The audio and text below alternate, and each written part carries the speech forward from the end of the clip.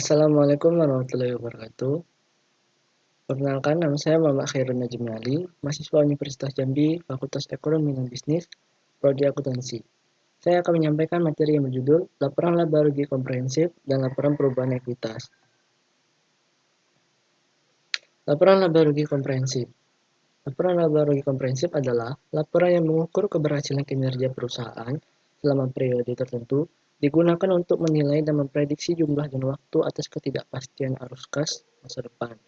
Laporan laba rugi komprehensif akan menggambarkan sumber-sumber penghasilan yang diperoleh oleh perusahaan dalam menjalankan usahanya, serta jenis-jenis biaya yang harus ditanggung oleh perusahaan dalam menjalankan kegiatan-kegiatan perusahaan. Kegunaan laporan laba rugi komprehensif.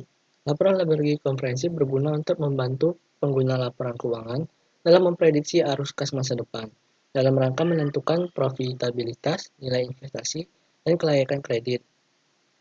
Laporan laba rugi komprehensif sering digunakan oleh beberapa pengguna laporan keuangan berikut ini.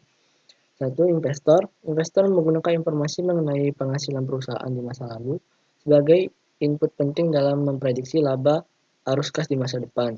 Yang kedua, kreditor. Dengan menggunakan informasi laba rugi masa lalu, kreditor dapat memahami kemampuan calon debitur dalam menghasilkan arus kas masa depan yang diperlakukan untuk membayar beban bunga dan membayar pokok pinjaman. Manajemen.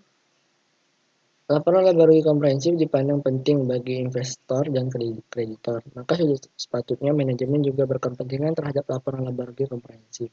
Selain itu, banyak perusahaan, bonus yang diberikan kepada manajer ditentukan berdasarkan keberhasilannya dalam mencapai target laba. Keterbatasan laporan laba rugi komprehensif. Laporan keuangan yang disusun berdasarkan SAK untuk tujuan umum mengandung beberapa keterbatasan yang perlu dipahami oleh pengguna laporan. Antara lain dapat disebutkan beberapa konsep dasar yang mendasari penyusunan SAK membawa dampak perhitungan laba rugi tidak atau kurang dapat mencerminkan keadaan. Pengguna biaya historis dalam perhitungan harga pokok penjualan dalam keadaan fluktuasi harga atau tingkat inflasi yang cukup signifikan dapat mengakibatkan hasil perhitungan laba rugi menjadi kurang mencerminkan kenyataan sebenarnya. Hal tersebut terutama dapat terjadi bila perputaran persediaan barang, dagang, dan bahan baku agak lambat. Perhitungan dan pelaporan akuntansi banyak menggunakan asumsi dan estimasi yang kadang-kadang belum tentu tepat.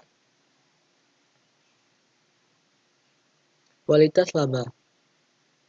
Informasi kinerja perusahaan yang tercermin pada informasi laba di laporan laba rugi komprehensif merupakan informasi yang penting dilihat oleh investor dalam pengambilan keputusan mengenai investasi atau kredit, dan juga informasi untuk mengevaluasi kinerja manajemen dalam mengelola perusahaan. Banyak perusahaan yang berusaha mencapai laba yang tinggi untuk memenuhi ekspektasi investor agar dinilai baik, sehingga berdampak pada kompensasi yang diterimanya.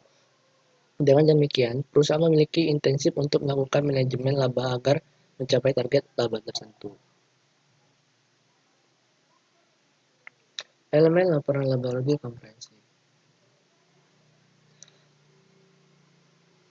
Laba rugi komprehensif. Konsep laba berkaitan langsung dengan unsur penghasilan dan beban, pengakuan dan pengukuran penghasilan dan beban untuk menghasilkan laba. Sebenarnya bergantung pada konsep pemeliharaan model yang digunakan. Sebagian besar perusahaan menggunakan konsep pemeliharaan model keuangan dalam penyusunan laporan keuangan. Menurut konsep ini, laba hanya diperoleh apabila jumlah finansial atau uang dari aset neto pada akhir periode melebihi aset neto pada awal periode. Penghasilan beban didefinisikan sebagai berikut. Penghasilan adalah kenaikan manfaat ekonomi selama periode akuntansi yang menyebabkan kenaikan aset neto dalam bentuk penambahan atas pemasukan aset atau penurunan liabilitas yang tidak berasal dari kontribusi pemilik modal. Beban adalah penurunan manfaat ekonomi selama periode akuntansi yang menyebabkan penurunan aset neto dalam bentuk arus kas atau berkurangnya aset atau bertambahnya liabilitas yang bukan termasuk distribusi kepada pemilik.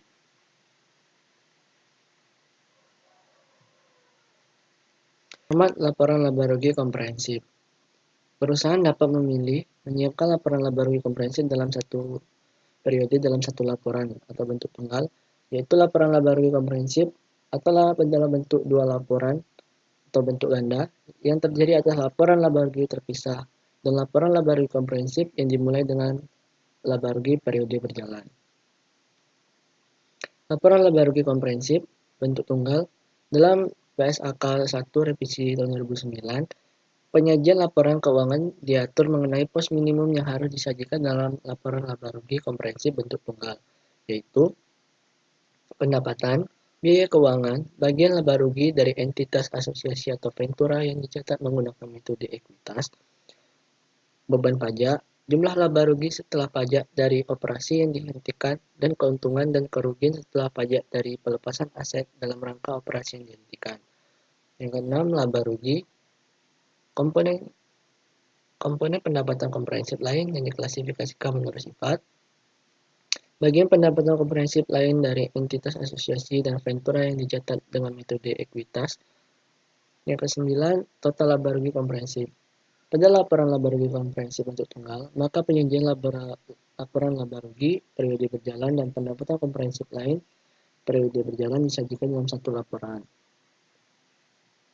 Laporan laba rugi komprehensif bentuk ganda. Jika perusahaan memilih menggunakan format laporan bentuk ganda, maka perusahaan menyiapkan dua laporan.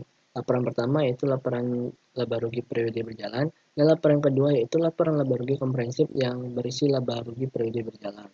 Pos minimum yang harus disajikan dalam laporan laba rugi terpisah ketika menggunakan format bentuk ganda yaitu 1. Pendapatan, 2. Biaya pendanaan, bagian laba atau rugi dari entitas dan ventura yang menggunakan metode ekuitas, beban pajak, jumlah laba rugi setelah pajak operasi yang dihentikan dan keuntungan kerugian. Yang keenam, laba rugi. Pada laporan laba rugi komprehensif bentuk ganda, informasi alokasi laba rugi periode berjalan kepada pemilik entitas induk dan kepentingan non pengendali disajikan di laporan laba rugi terpisah. Sedangkan alokasi total laba komprehensif disajikan pada laporan laba rugi komprehensif. Laporan perubahan ekuitas. Laporan perubahan ekuitas yaitu laporan keuangan yang menunjukkan perubahan ekuitas selama satu periode.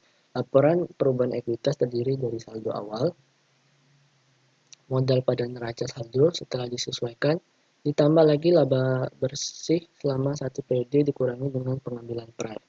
Akun-akun dalam laporan bentuk ekuitas.